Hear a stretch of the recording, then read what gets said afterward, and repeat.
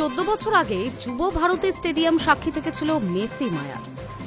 ফের 13 ডিসেম্বর যুব ভারতী ক্রীড়াঙ্গনে দেখা যেতে চলেছে লিওনেল মেসিকে, আর তা নিয়ে এখন থেকেই উন্মাদনা দর্শকদের মনে। কিন্তু হঠাৎই যদি শুনেন পরোটা বিক্রেতা রাজুদার সঙ্গে দেখা করবেন LM10, বিশ্বাস করবেন? সত্যি কি তার তৈরি পরোটা খাবেন মেসি? জানিয়ে সোশ্যাল মিডিয়ায় ইতিমধ্যেই শুরু হয়ে গিয়েছে হইচই। কলকাতায় মেসি আসা নিয়ে পারদ চড়ছে এখন থেকেই। দেশের জার্সিতে অধিনায়কত্বের সূচনাটা সেদিন ভারতীয় ফুটবলের রাজধানীতে করেছিলেন মেসি। অবশ্য তখনও বিশ্ব ফুটবলের অবিসংবাদিত মহানায়ক হয়ে ওঠেননি আর্জেন্টাইন ফরওয়ার্ড।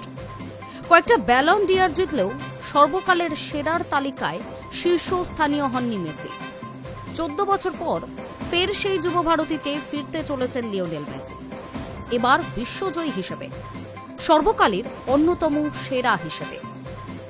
তবে এবার ম্যাচ খেলবেন না মেসি, যোগ দেবেন কনসার্টে, যে কনসার্ট আয়োজন করা হচ্ছে আর্জেন্টাইন মহাতারকার সম্মানে। কিন্তু এরই ফাঁকে সোশ্যাল মিডিয়ায় মেসির সঙ্গে পকেট পরোটা বিক্রেতা রাজুদার ছবিও ঘুরছে।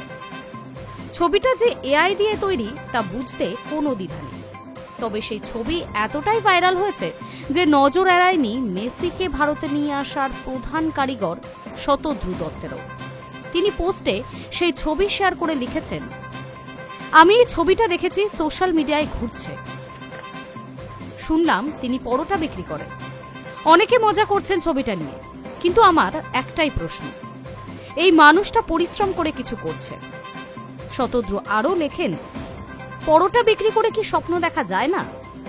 আমি কখনো কোনো কাজকে ছোট করি না, যারা নিজের পায়ে দাঁড়াতে কিছু করছেন তাদের তো একদমই না। কথা দিলাম এই ছবি বাস্তব করব, উনি মেসির সঙ্গে দেখা করবেন, আমি করাবো। উল্লেখ্য, শিয়ালদার ফুটপাতে রাজুদা ওরফে রাজু ঘোষের পরোটা জনপ্রিয় স্ট্রিট ফুড, যা বিখ্যাত পকেট পরোটা নামে পরিচিত। 3টে পরোটা, আনলিমিটেড তরকারি, এই ট্যাগ লাইনে ইন্টারনেটে সুপার ভাইরাল রাজুদা। পরোটাগুলো পকেটের মতো ভাঁজ করে তার মধ্যে তরকারি ভরা হয়। মেসি কি রাজুদার পরোটা খাবেন? সময়ই এর উত্তর দেবে। Hi news network.